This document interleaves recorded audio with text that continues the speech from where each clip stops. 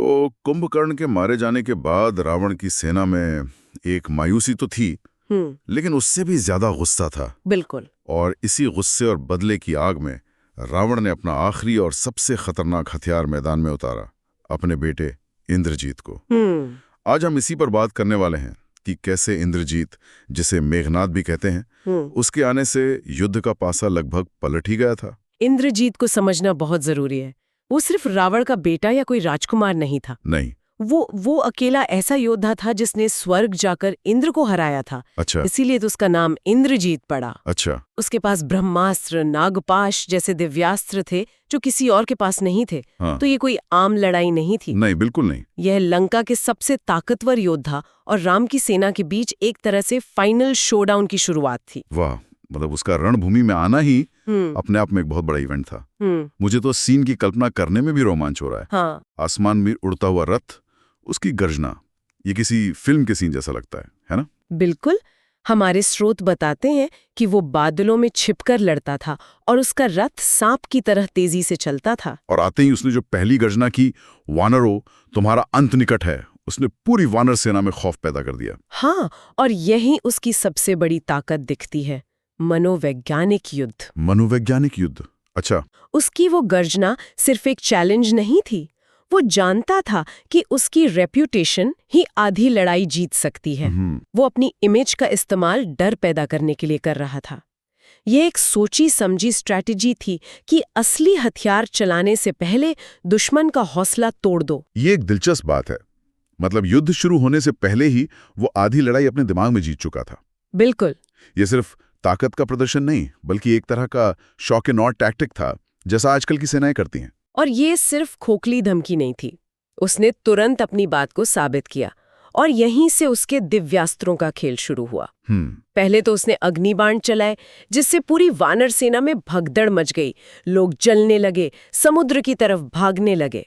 लेकिन उसका असली निशाना कोई और था। कौन? उसने अपना सबसे घातक अस्त्र चलाया, नागपाश। और ये नागपाश कोई मामूली रस्सी नहीं थी, है ना? बिल्कुल नहीं। ये कोई साधारण हथियार नहीं है। ये प्रतीकात्मक भी है। प्रतीकात्मक कैसे? नागपाश ने हजारों जिंदा जहरीले सांपों का रूप ले लिया और सीधे राम और लक्ष्मण को जकड़ लिया। सांप अक्सर भ्रम, विष और ऐसी शक्तियों से जुड़े होते हैं जो धीरे धीरे चेतना को खत्म कर देती है। सही बात है। तो इंद्रजीत ने उन्हें शारीरिक रूप से ही नहीं, बल्कि प्रतीकात्मक रूप से भी एक जहरीले जाल में फंसा लिया था। मतलब उनका तेज और प्रभाव खत्म करने के लिए। बिल्कुल। उस एक पल के लिए तो लगा कि बस खेल खत्म, रावण जीत गया। एक मिनट, यहाँ पर मुझे एक बात थोड़ी अजीब लगती है। इंद्रजीत इतना शक्तिशाली है, इतना बड़ा रणनीतिकार है, क्या उसे ये नहीं पता था कि राम और लक्ष्मण विष्णु के अवतार माने जाते हैं और सांपों का परम शत्रु गरुड़ है? क्या यह उसकी तरफ से एक बड़ी चूक नहीं थी? ये बहुत अच्छा सवाल है। देखिए, इसके दो पहलू हो सकते हैं। एक, शायद ये उसका अहंकार था। हो सकता है। उसे लगा कि उसका नागपाश इतना शक्तिशाली है कि कोई दैवीय शक्ति भी उसे नहीं तोड़ सकती। और दूसरा, जो ज्यादा मुमकिन है, कि ये एक कैलकुलेटेड रिस्क था।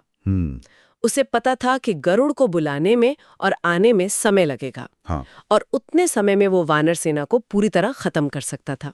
अच्छा, तो उसका लक्ष्य शायद राम और लक्ष्मण को कुछ देर के लिए न्यूट्रलाइज करना था। हाँ, ताकि वो बाकी सेना को खत्म कर सके। और ठीक वैसा ही हुआ जैसा सोचा गया था। जब सब कुछ खोया हुआ लग रहा था, तभी आसमान से गरुड़ आए। उनके आते ही सारे सांप ऐसे भाग गए जैसे कभी थे ही नहीं। वानर सेना ने फिर से जयकारे लगाए। लेकिन जैसा आपने कहा, इंद्रजीत हार मानने वालों में से नहीं था। बिल्कुल नहीं। एक महान योद्धा की यही पहचान होती है। पहली योजना फेल होने पर वो घबराता नहीं, बल्कि अपनी रणनीति बदलता है। तो उसने क्या किया? उसने देखा कि नागपाश जैसा हथियार जो एक बड़े एरिया को टारगेट करता है, वो नाकाम हो गया।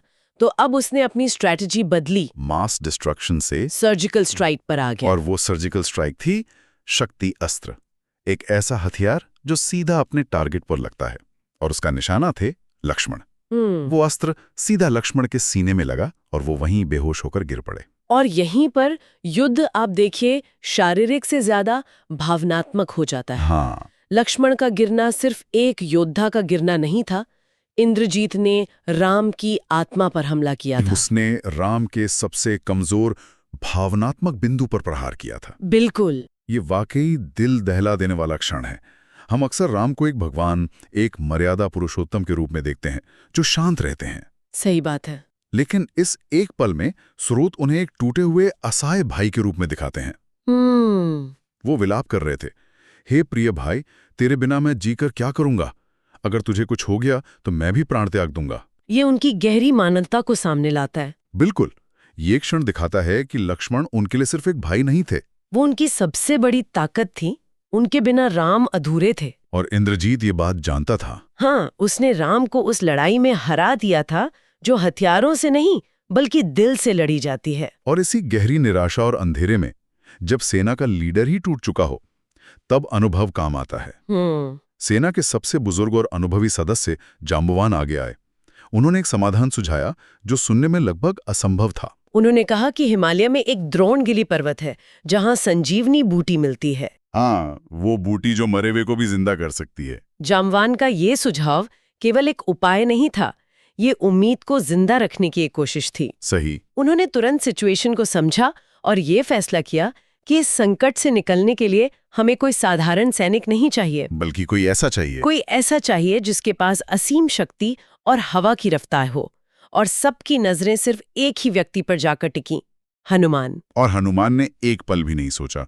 उन्होंने तुरंत संकल्प लिया, प्रभु आप चिंता ना करें, चाहे आकाश गिर जाए या समुद्र सूख जाए, मैं सूर्योदय से पहले संजीवनी लेकर ही लौटूंगा। उनका ये विश्वास ही पूरी सेना के लिए काफी था। ये सिर्फ एक वादा नहीं था, ये एक ऐलान था कि असफलता का तो कोई ऑप्शन ही नहीं है। बिल्कुल। और वो तुरंत हवा की गति से हिमालय की ओर उड़ चले। यहाँ हनुमान की भूमिका एक क्राइसिस मैनेजर के तौर पर स्थापित होती है। हाँ, ये मिशन सिर्फ ताकत या स्पीड का नहीं था, ये समय के खिलाफ एक दौड़ थी। सूर्योदय से पहले बूटी लानी थी। हाँ, वरना लक्ष्मण को बचाना नामुमकिन हो जाता। उनकी अटूट भक्ति और उनका संकल्प ही इस मिशन की अकेली गारंटी थी। ये दिखाता है कि कैसे एक व्यक्ति का दृढ़ निश्चय पूरी सेना की किस्मत बदल सकता है। लेकिन मिशन कभी भी आसान नहीं होते है ना। हिमालय पहुंचकर एक बहुत बड़ी और अनपेक्षित समस्या खड़ी हो गई। जैसा कि स्रोत में बताया गया है, पूरा पहाड़ हजारों जड़ी बूटियों से चमक रहा था। और हनुमान ये पहचान नहीं पा रहे थे कि इनमें से संजीवनी कौन सी है। हाँ, ये एक ऐसा पल था जहां उनकी अपार शक्ति भी सही जानकारी के बिना अधूरी लग रही थी। समय निकलता जा रहा था और हर एक पल कीमती था। और यहीं पर हनुमान एक कमाल का लीडरशिप सिद्धांत दिखाते हैं। अच्छा, वो क्या? जब आपके पास सही जानकारी ना हो और समय की बहुत कमी हो, तो सबसे अच्छा तरीका है कि आप अपने विकल्पों का दायरा ही बदल दें। मतलब वो कौन सी बूटी के सवाल में उलझे नहीं रहे, उन्होंने समस्या को ही बदल दिया। उन्होंने सवाल कौन सी बूटी से बदलकर बूटी को लक्ष्मण तक कैसे पहुंचाऊं कर दिया। बिल्कुल। और जब सवाल बदला तो जवाब भी बदल गया। और उनका समाधान तार्किक रूप से अविश्वसनीय लेकिन लक्ष्य के हिसाब से एकदम परफेक्ट था। अगर मैं बूटी को पहचान नहीं सकता तो मैं पूरे पहाड़ को ही उठा कर ले चलता हूँ। हाँ, कमाल है। ये दिखाता है कि जब आप समस्या को फिर से परिभाषित करते हैं तो समाधान अक्सर आपके सामने ही होता है, भले ही वो कितना भी बड़ा या असंभव क्यों न लगे। उस सीन की कल्पना करना भी कमाल है। वानर सेना ने जब हनुमान को पूरा का पूरा पहाड़ हाथ में उठाए आसमान से आते देखा होगा तो क्या महसूस किया होगा। हाँ। लंका में वैद्य सुषेण ने तुरंत पर्वत से संजीवनी को पहचाना और लक्ष्मण को औषधि दी, और कुछ ही पलों में लक्ष्मण ने आंखें खोल दी। यहाँ एक और बात पर ध्यान देना बहुत जरूरी है। लक्ष्मण उठते ही सबसे पहले क्या कहते हैं? क्या कहते हैं? स्रोत के अनुसार उनके पहले शब्द थे, प्रभु राम, मैं फिर से युद्ध के लिए तैयार हूँ। वाह। सोचिए, जो व्यक्ति मौत के मुंह से वापस आया है वो अपनी पीड़ा या अपने अनुभव के बारे में बात नहीं कर रहा, वो सीधे अपने कर्तव्य पर वापस जाने की बात कर रहा है। ये उनके समर्पण का शिखर है। बिल्कुल। कहानी सिर्फ जीवन बचाने पर खत्म नहीं होती, बल्कि कर्तव्य पथ पर तुरंत वापस लौटने की प्रेरणा देती है। और फिर वो क्षण आया जो शायद इस पूरी घटना का सबसे भावनात्मक पल था। राम ने हनुमान को गले लगा लिया। उनकी आंखों में आंसू थे।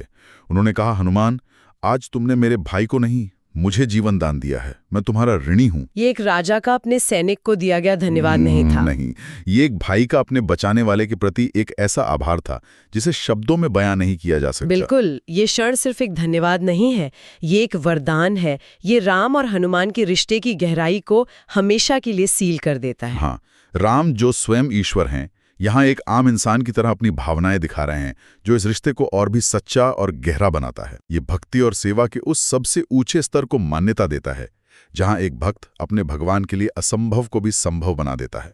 बिल्कुल। इस तरह इंद्रजीत की मायावी शक्ति, उसकी चालाक रणनीति और उसके शक्तिशाली दिव्यास्त्र हनुमान के साहस, उनकी बुद्धि और उनकी निस्वार्थ सेवा के सामने बेकार साबित हुए। लक्ष्मण का दोबारा जिंदा होना सिर्फ एक व्यक्ति का जीवनदान नहीं था, ये पूरी सेना के टूटे हुए भरोसे और हौसले को वापस लाना था।